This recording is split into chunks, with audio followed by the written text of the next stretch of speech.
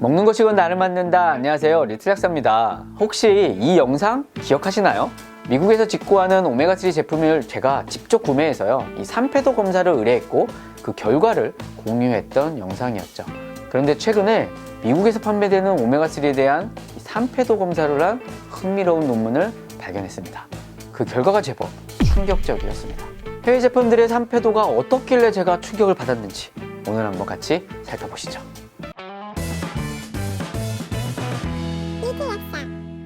먼저 오메가3의 산패도 측정은요, 글리세롤부터 분리된 지방산의 양을 측정하는 산가, 초기 산패도 정도를 측정하는 과산화물가, 후기 산패도의 정도를 측정하는 아니시딘가, 마지막으로 산패의 종합적인 지표인 이 톡톡스가를 측정합니다.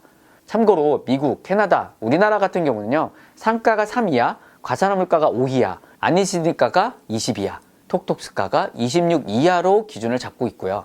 유럽은 이보다 조금 더 러프합니다. 하지만 이런 기준치는요, 우리나라를 제외한 대부분의 나라에서 완제품 기준이 아니라 원료 기준으로 하고 있고요. 법적 규제가 아닌 권고사항일 뿐입니다. 다행히 우리나라는 완제품 기준이긴 하지만요, 이 EPA-DH 함유 유지, 즉 오메가3가 100%인 원료성 제품에만 또 해당됩니다. 이 말은요, 사다방지제로 약간의 비타민이나 기타 성분을 넣어도 법적으로 적용되지 않기 때문에 시중에 팔리는 99.9% 제품들은 이 규제 대상이 아니라는 겁니다. 그리고 산패는요, 원료가 아무리 좋아도요, 제조 과정에서도 굉장히 많이 일어나기 때문에 단순히 그 제품이 어떤 원료를 사용했다 해서 안전하다 이렇게 판단하기는 참 어렵습니다.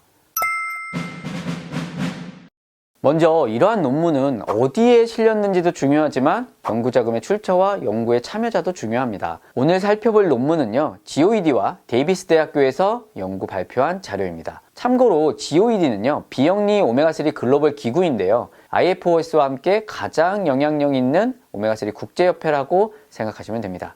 아무래도 특정 업체가 개입하지 않은 만큼 이해관계가 있어서 어느 정도 자유로운 연구였던 것 같습니다. 이번 연구를 진행한 이유는요, 지난 30년 동안 발표된 여러 연구를 요약해 봤더니 미국에서 오메가3 제품의 EPA, DH 함량이 라벨에 표기된 것보다 적은 것이 많았었고, 또 제품의 산패도가 기준치보다 높은 경우가 많았으며, 이것은 소비자의 혼란을 야기하고 신뢰를 약화시킬 가능성이 있어서 연구자들은 이를 조금 회복하기 위해 진행했다라고 합니다. 하지만 결과를 보면요, 오히려 더 혼란만 가중시킨 게 아닐까 싶습니다.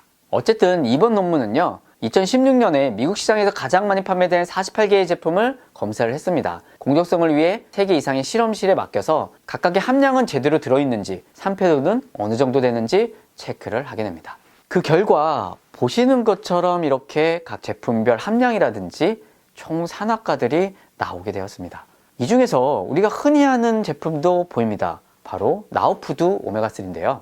이 나우푸드 오메가3는 총 산화가가 10으로 나왔고요. 이 정도면 아주 잘 나온 겁니다. 그리고 또 다른 제품이죠. 와, 이 제품은 저도 처음 보는 제품인데요. 톡톡스가가 7.5가 나왔습니다. 연구에 사용된 전체 제품 중에 가장 낮은 수치였죠.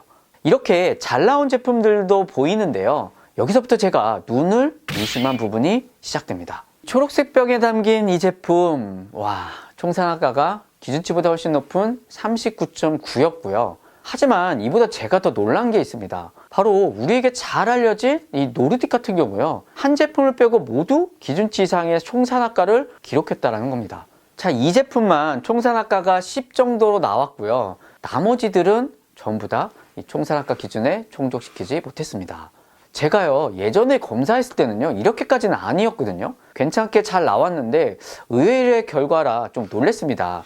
그래서 노르딕 같은 경우는 조금 제가 더 찾아봤는데요, 이 총산화가가 높게 나온 제품들의 공통점을 보면 모두 향이 첨가되었다는 거, 그리고 다른 성분들이 좀 복합되었다는 겁니다.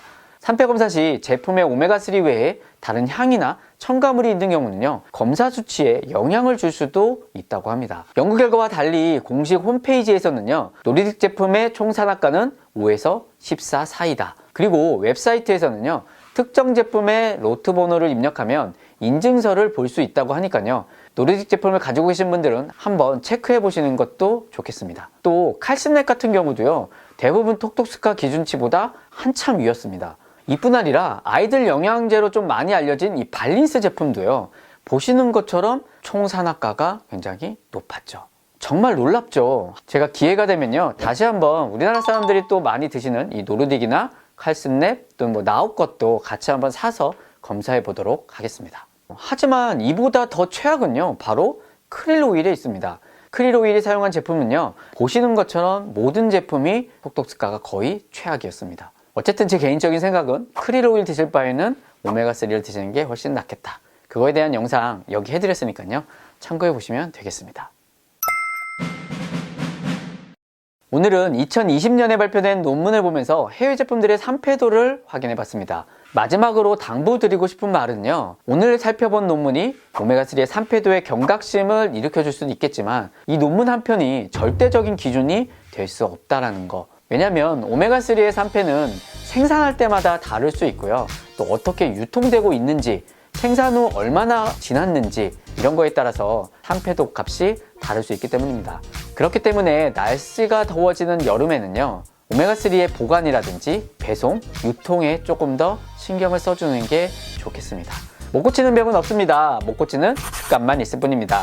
구독, 좋아요, 댓글, 알림까지 잊지 마십시오. 지금까지 리틀약사였습니다. 구독을 원하신다면 이쪽, 더 많은 영상들을 보고 싶다면 이쪽,